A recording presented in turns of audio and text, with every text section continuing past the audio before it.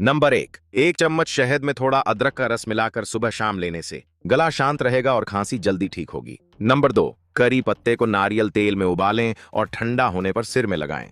इससे बाल मजबूत, घने और चमकदार बनेंगे। नंबर 3 बेसन, हल्दी और दही का पेस्ट बनाकर चेहरे पर लगाएं। 15 मिनट बाद धो ले, चेहरा तुरंत निखर उठेगा। नंबर 4 अच्छी नींद के लिए रात को सोने से पहले गुनगुना दूध पिएं। तनाव कम होगा और नींद गहरी आएगी। नंबर 5 रोग प्रतिरोधक शक्ति बढ़ाने के लिए तुलसी, अदरक और शहद का काढ़ा पिएं।